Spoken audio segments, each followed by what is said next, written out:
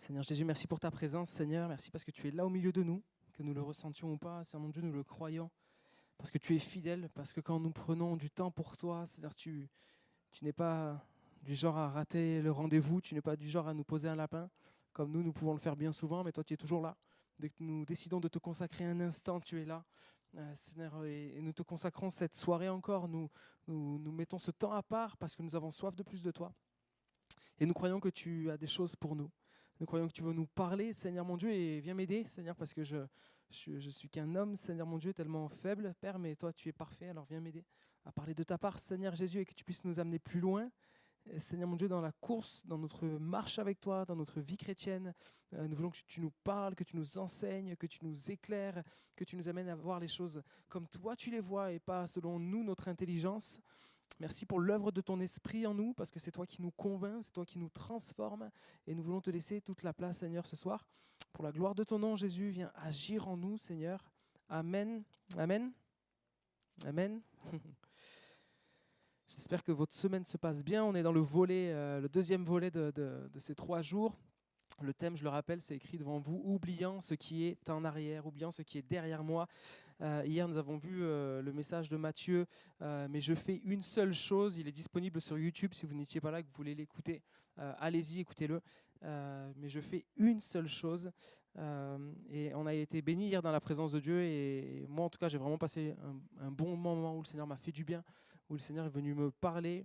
Me reprendre dans mon cœur, m'éclairer sur des choses que je pensais savoir mais que je ne savais pas. C'est ce que le Seigneur fait. Quand on le laisse agir, le Seigneur nous parle et nous éclaire. Et je crois qu'il veut le faire aussi encore ce soir. Amen. Amen. Le thème de ce soir, c'est la deuxième partie, c'est le point numéro 2, oubliant ce qui est en arrière, oubliant ce qui est derrière moi.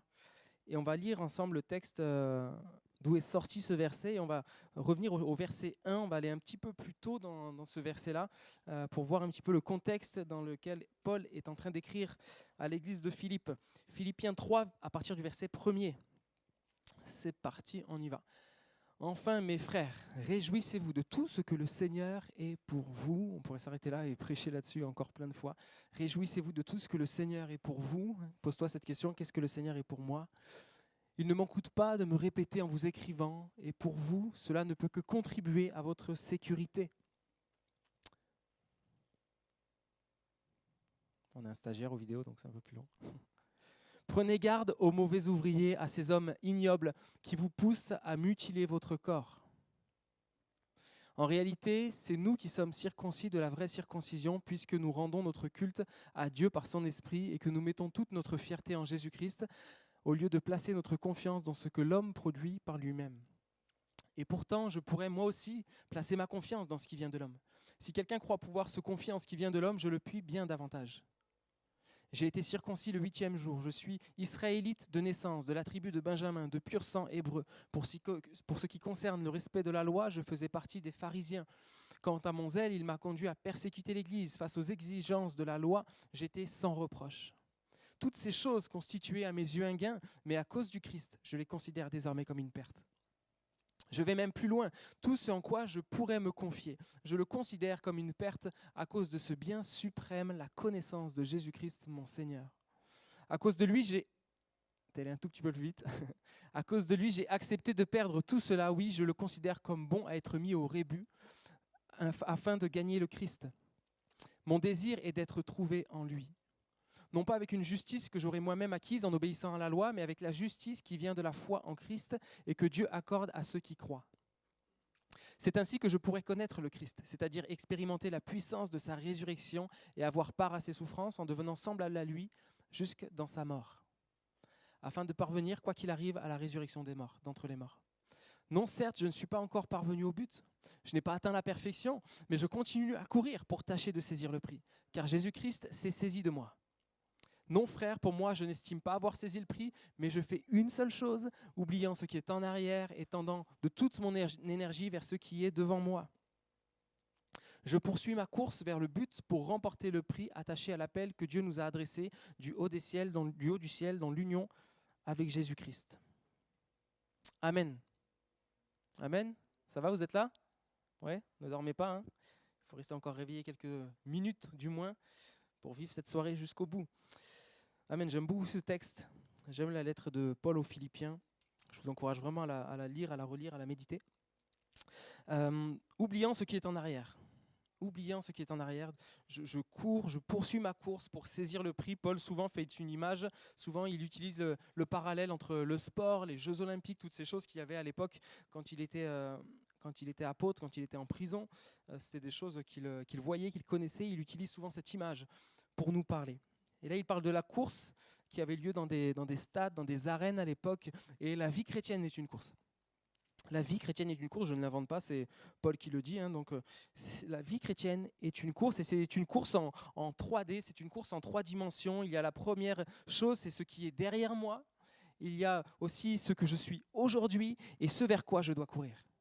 Ce qu'il y a derrière moi, ce que je suis aujourd'hui et ce vers quoi je dois courir. Il y a 3 dimensions dans notre course, dans notre marche. Quand je marche, il y a l'endroit d'où je viens, il y a l'endroit où je suis et il y a l'endroit où je vais. Et dans la marche avec Jésus, c'est la même chose. Il y a 3 étapes. De là où tu viens, ce que tu es aujourd'hui et ce vers quoi tu marches, si tant est bien que tu marches vers quelque chose. Ce vers quoi je cours, ce vers quoi j'avance. Ce que je suis aujourd'hui, je le suis grâce ou à cause de mon passé.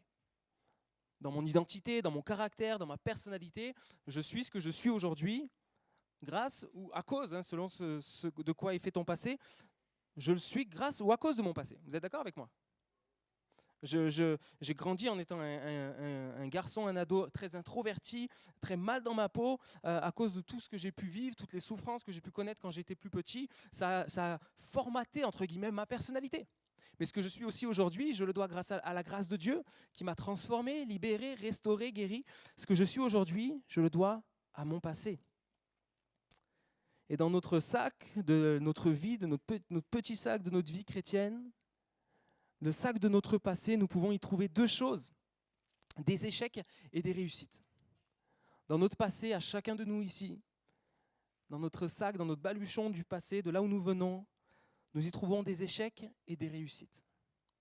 Nous y trouvons des saisons de notre vie qui ont été difficiles, des saisons de notre vie qui sont de bons souvenirs. Nous y trouvons des saisons de notre vie où nous sommes tombés, ou peut-être nous sommes tombés dans certaines choses, nous avons fait des erreurs, nous sommes trompés, nous avons vécu des échecs, et nous y trouvons aussi des saisons de notre vie où peut-être nous avons vécu des victoires, où nous avons remporté des victoires, où le Seigneur nous a fait remporter certaines victoires, où nous avons, entre guillemets, excellé, remporté des exploits dans des domaines de notre vie. Des échecs et des réussites. Et si nos échecs et nos réussites définissent ce que nous sommes aujourd'hui, ces 2 choses aussi peuvent nous empêcher d'entrer dans ce que Dieu a prévu pour nous. Les échecs et les réussites. Et c'est de ces 2 choses que je voudrais parler avec vous ce soir. Tes réussites du passé et tes échecs du passé. Et Paul dira, oubliant ce qui est en arrière. Et que ce soit tes échecs ou tes réussites, on va voir ensemble ce soir que dans certains cas, en tout cas pour tes réussites, il est nécessaire parfois de les oublier. Il est bon parfois de les jeter, de s'en débarrasser, et de tes échecs aussi, pour pouvoir aller plus loin avec le Seigneur. Et je voudrais commencer par parler des réussites. Oublier mes réussites pour continuer d'avancer. Je relis le verset 7 du texte qu'on vient de lire. Toutes ces choses, donc on voit que Paul va lister, si vous avez bien suivi et lu avec moi, Paul va faire la liste de tout ce en quoi il pourrait placer sa fierté. Vous l'avez lu avec moi ? Il va déballer, entre guillemets, tout son CV où il va dire voilà ce en quoi je pourrais mettre ma fierté. Voilà, entre guillemets, toutes mes réussites. Tout ce qui est bon dans ma vie, tout ce que je pourrais mettre sur la table en disant voilà qui je suis. Il va faire la liste de toutes ces choses-là. Et il continue en disant toutes ces choses-là constituaient à mes yeux un gain, mais à cause de Christ, je les considère désormais comme une perte. Je vais même plus loin. Tout ce en quoi je pourrais me confier, je le considère comme une perte à cause de ce bien suprême, la connaissance de Jésus-Christ mon Seigneur. À cause de lui, j'ai accepté de perdre tout cela. Oui, je le considère comme bon à être mis au rébut afin de gagner Christ. Amen. Il va dire que toutes ces choses-là, il les considère désormais comme une perte. Et plus encore, il va dire qu'il considère ces choses bonnes comme être mis aux ordures. Et dans une autre version, il nous a dit « Je considère ces choses-là comme de la boue ». Et le mot utilisé pour parler de la boue, c'est le mot skubalon, mais ça on s'en fiche un petit peu, mais ça veut dire ceci en grec, des déchets, des excréments d'animaux, des rébus, toutes choses indignes, sans valeur et détestables. Du caca en français courant, ok ? Et Paul est en train de dire là, tout ce en quoi je pouvais placer ma fierté. Tout ce en quoi, entre guillemets, je pourrais m'enorgueillir de ça. Tout ce que je pourrais dire, voilà, tous mes trophées, tous mes blasons, tous les trophées de ma vie. Je les considère comme bons à être mis à la poubelle. Je choisis d'oublier ces choses-là.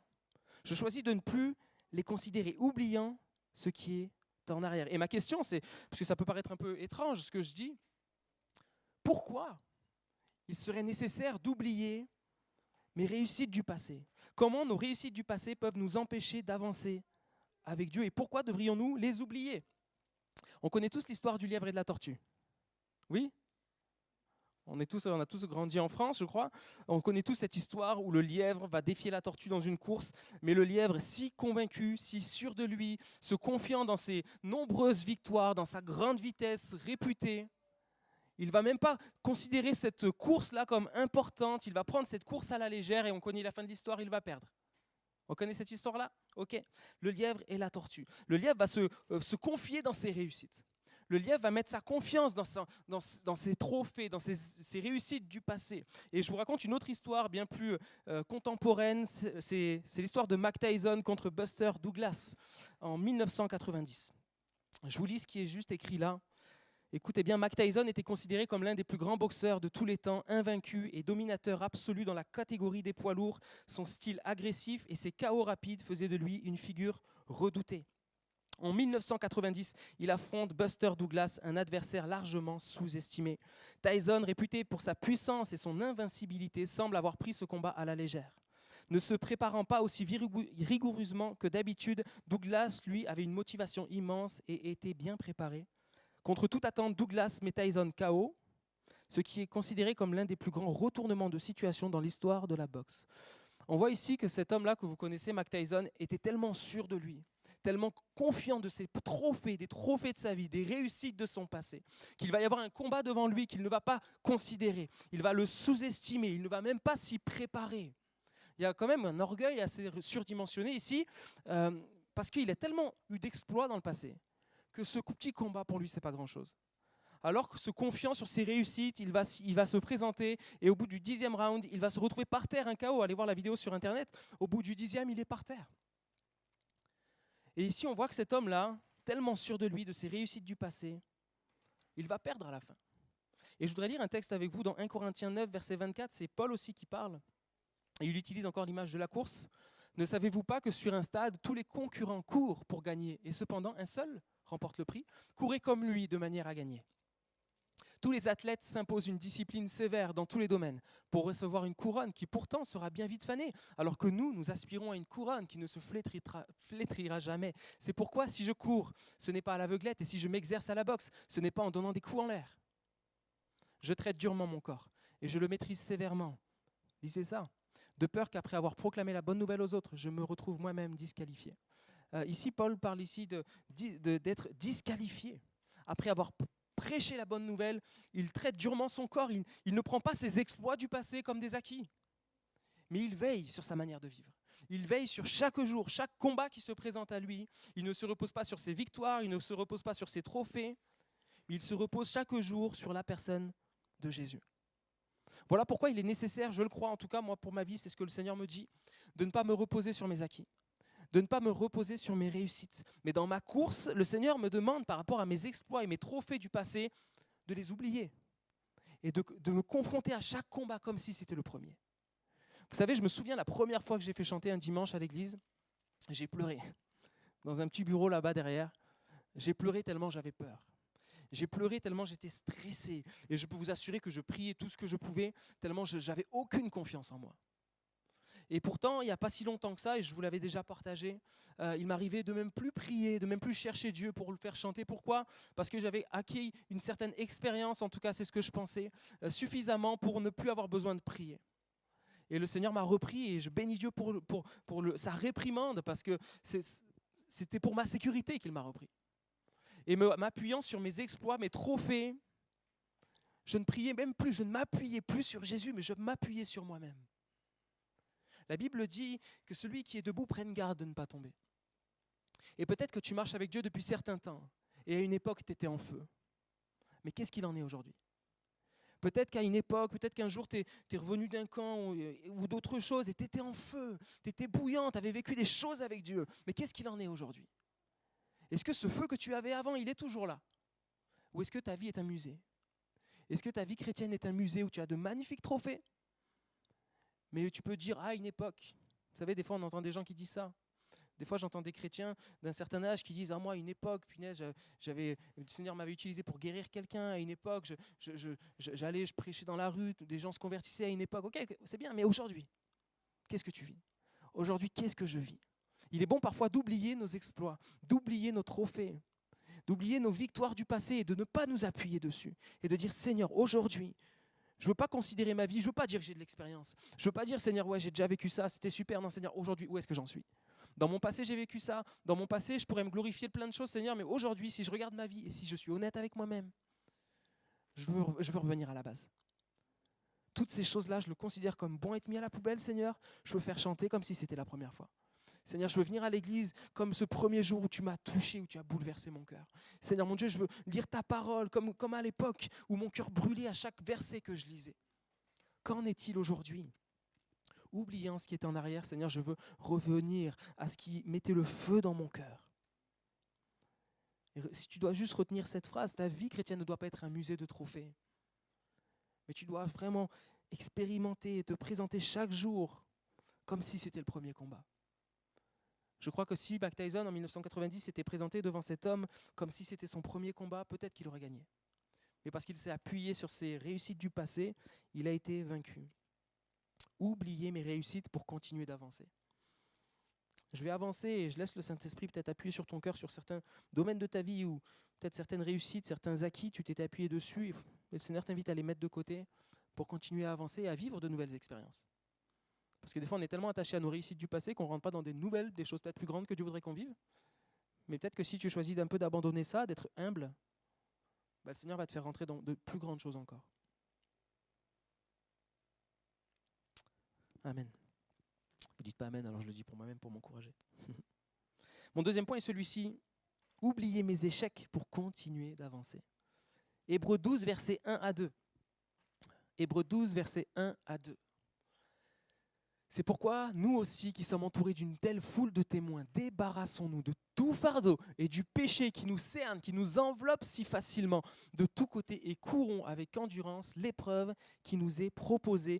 Gardons les yeux fixés sur Jésus-Christ, qui nous a ouvert le chemin de la foi et qui la porte à la perfection. Amen. Le titre du message, c'est « Oubliant ce qui est en arrière ». Dans ce verset, le mot grec veut dire « jeter dans l'oubli », « négliger ». Quelque chose que tu vas négliger. Des fois, il y a des ados peut-être. Ethan, je ne sais pas comment c'est dans ta chambre. Il y en a, ils jettent des chaussettes, ils les négligent, ils les oublient. Vous voyez? Et bien des fois, nos péchés, on les garde avec nous. Nos erreurs, nos échecs du passé, on les trimballe. Alors que le Seigneur voudrait, comme une vieille paire de chaussettes qu'un ado pourrait jeter, qu'on les jette et qu'on les oublie, qu'on les néglige. Quelque chose qu'on néglige, ça peut paraître assez négatif. Mais dans ce contexte-là, le Seigneur t'invite à non pas négliger le péché. Entends bien ce que je dis. Non pas négliger le péché comme si le péché, c'était pas grave. C'est pas ça. Le péché est assez grave. Jésus a donné sa vie pour cela. Mais là où Jésus t'a pardonné, là où Jésus a effacé, tu as le droit d'oublier. Tu as le droit de négliger. Tu as le droit de jeter. Parce que Jésus l'a acheté, Dieu l'a acheté au fond de la mer déjà. Alors ton péché, tu as le droit de l'oublier. Et dans ce texte-là, dans Hébreux 12, on ne sait pas exactement qui a écrit la lettre aux Hébreux. On suppose que c'est Paul, mais il n'y a aucune preuve réelle de cela. Mais en tout cas, ce qu'il écrit ici nous fait penser à ce que Paul a pu écrire. Débarrassons-nous de tout fardeau et du péché qui nous enveloppe si facilement. Le mot débarrasser, ça nous parle de poser sur le côté, poser au loin, se séparer, détruire un lien. Parfois, Dieu nous a pardonné, nous a effacé notre dette, mais nous gardons un lien avec nos péchés. Nous gardons un lien avec nos erreurs alors que Dieu nous a affranchis, alors que Dieu nous a pardonnés. Mais ce soir, Dieu t'invite à te débarrasser de tout fardeau et de tout péché. De tout fardeau et de tout péché. Et ici, l'auteur aux Hébreux met le fardeau et le péché sur le même niveau. Et il parle de la foi derrière. Parce que, pourquoi il met ça sur le même niveau? Nous, en tout cas, avec notre mentalité de chrétien, on pourrait dire non, quand même, le péché, c'est quand même plus grave que tout fardeau. Il y a des choses qui vont être un fardeau dans notre vie, peut-être pas un péché, mais des choses que tu as vécues, qui sont comme un fardeau. Et pourtant, ici, l'auteur le met sur le même niveau. Débarrasse-toi de tout fardeau et de tout péché. Pourquoi ? Parce que le péché tue la foi et le fardeau étouffe la foi. Les deux ont ce pouvoir-là d'anéantir ta foi, de te tuer ta foi. Le péché tue ta foi et le fardeau l'étouffe. Mais sans la foi, nous ne pouvons pas courir. Sans la foi, nous ne pouvons pas courir avec persévérance et avec constance. Il y a marqué le péché qui nous enveloppe si facilement et courons avec endurance, avec constance, avec persévérance. Grâce à la foi, les yeux fixés sur Jésus. Tes péchés d'autrefois, tes échecs du passé, tes fardeaux que tu traînes encore, aujourd'hui, tu n'iras pas plus loin si tu ne t'en débarrasses pas ce soir. Parce que le but de ces soirées, vous savez, c'est pas de dire ouais, c'est super le message, je rentre chez moi. Non, c'est de vivre concrètement ce dont on est en train de partager. Ok ? Donc tout à l'heure, après, les musiciens vont venir, on va chanter ensemble et tu vas être invité à venir devant, pas pour que quelqu'un peut-être prie pour toi, mais pour que tu viennes déposer ce qu'il y a sur ton cœur. Ok ? Vous êtes là ? Michée 7, 19. Oui, de nouveau, tu auras compassion de nous, tu piétineras nos péchés et au fond de la mer, tu jetteras nos fautes. Oui, de nouveau, tu auras compassion de nous, tu piétineras nos péchés et au fond de la mer, tu jetteras nos fautes. Tu piétineras nos péchés. J'aime cette image. C'est ce que Jésus a fait à la croix. Jésus à la croix a piétiné tes péchés. Jésus à la croix a jeté au fond de la mer tes péchés, tes fautes, tes erreurs. Il ne s'en souvient plus. C'est un miracle. C'est miraculeux. Parce que Dieu est tout-puissant, il n'oublie rien. Pourtant ici, Dieu le jette et ne s'en souvient plus. C'est un miracle. C'est ce que Jésus a fait. Il a jeté au fond de la mer. Dieu a oublié tes fautes d'autrefois. Dieu a oublié tes échecs du passé. Et tu dois aussi laisser derrière toi maintenant tes échecs et tes fautes et tout ce que tu as pu faire, tout ce qui est pour toi un fardeau dans ta vie. Dieu t'invite à le laisser derrière. Je relis ce verset qui est tellement fort. Oui, de nouveau, tu auras compassion de nous. Tu piétineras nos péchés et au fond de la mer, tu jetteras nos fautes. Dieu, Jésus, a jeté tes erreurs, a jeté tes échecs au fond de la mer. Il ne s'en souvient pas. Et voilà pourquoi souvent nous n'entrons pas dans la course que Dieu a pour nous. Voilà pourquoi peut-être tu n'entres pas dans le plus que Jésus a pour toi. Parce que ce que Dieu a oublié, toi tu t'en souviens. Parce que ce que Dieu a jeté au fond de la mer, toi tu vas le repêcher. Tu vas rechercher chaque jour les péchés que Jésus t'a pardonnés. Mais Dieu t'invite à oublier tes péchés, à oublier ce qui t'a été pardonné. Et je voudrais juste vous lire un récit. Je vais essayer d'être assez rapide comme je vais le lire. Je parle assez vite, donc ça devrait aller. Je voudrais vous raconter le récit d'un homme qui a vécu échec sur échec. Et je vous demande de bien être concentré. Un homme qui a vécu échec sur échec, mais qui malgré tout, à chaque nouvelle compétition, jetait derrière lui ses échecs pour essayer encore. Je vous lis ce texte-là et après on regardera une vidéo. Je vous demande juste d'être bien concentré. L'histoire de Justin Gatlin est un véritable récit de persévérance, de résilience et de dépassement de soi face à l'adversité. Pendant près de 10 ans, Gatlin a couru dans l'ombre du légendaire Usain Bolt, qui dominait le sprint mondial avec une aisance presque inhumaine. Justin n'était pas un inconnu. Champion olympique du 100 mètres en 2004 à Athènes, il avait déjà goûté au succès avant l'ascension fulgurante de Usain Bolt. Cependant, sa carrière a connu des moments difficiles. En 2006, premier échec, il a été suspendu pour dopage, une sanction qui l'a éloigné des pistes pendant 4 ans. Cet épisode aurait pu marquer la fin de sa carrière, mais Gatlin n'a jamais abandonné son rêve de revenir au sommet.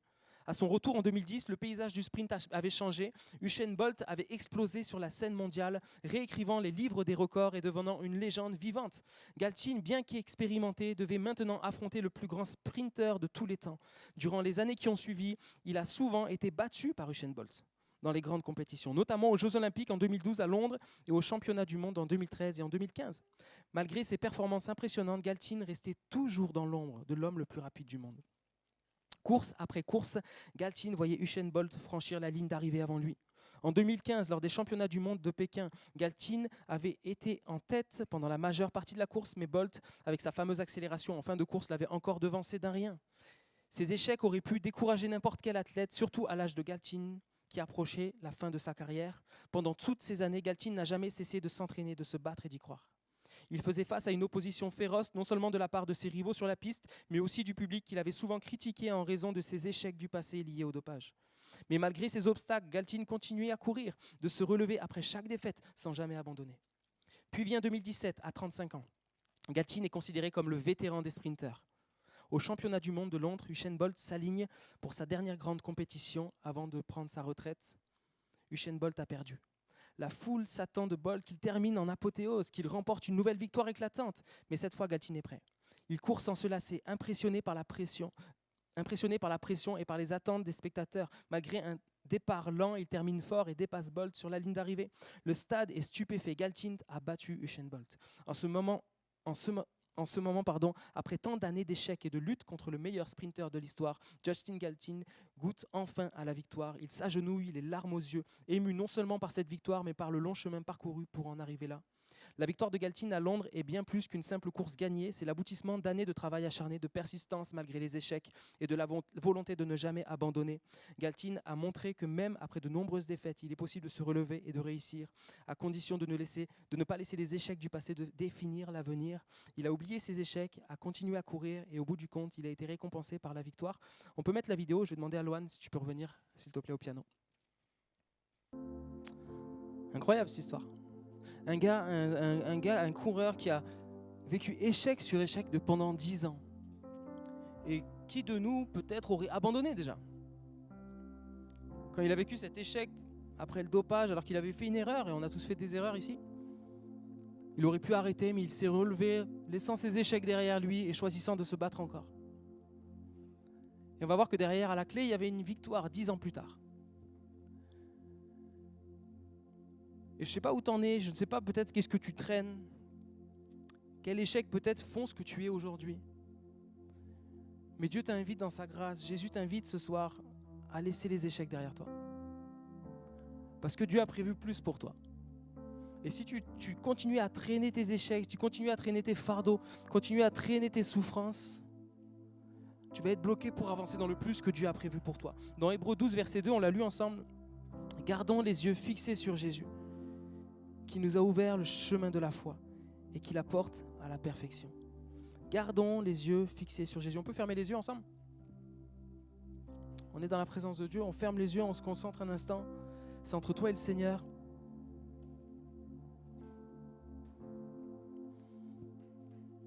C'est un appel à tout laisser, à tout abandonner. Jésus.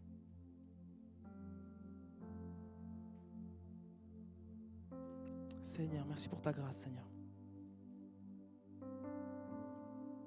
C'est un appel à garder les yeux fixés sur Jésus. Les yeux fixés sur Christ. Ce qui te donne de ne pas t'appuyer sur tes réussites, mais de t'appuyer sur le Seigneur, c'est de courir cette course gardant les yeux fixés sur Jésus. Ce qui te donne de ne plus regarder à tes échecs, à ta honte, à tes erreurs, c'est de regarder à Jésus, parce que quand tu vois Jésus, tu vois qu'il t'a pardonné. Tu vois son amour et tu vois sa grâce. Dans le texte qu'on a lu, alors qu'on garde les yeux fermés, commence à te mettre en prière. Paul va sans cesse répéter le nom de Jésus-Christ. Nous mettons toute notre fierté en Jésus-Christ, mais à cause du Christ, je les considère comme une perte. À cause de ce bien suprême, la connaissance de Jésus-Christ. Je considère ces choses comme être bon, être mis à la poubelle afin de gagner Christ. Mais avec la justice qui vient de la foi en Christ, c'est ainsi que je pourrais connaître le Christ, car Jésus-Christ s'est saisi de moi. L'appel que Dieu m'a adressé dans l'union avec Jésus-Christ, tout est centré sur Christ. Et si nous pouvons nous décharger, nous débarrasser de nos fardeaux, nous débarrasser de nos échecs, nous débarrasser même de nos réussites, pour tout regarder, tout fixer sur Jésus, c'est le choix que tu dois faire ce soir. Et simplement, pendant qu'on va chanter ensemble, qu'on va encore prolonger ces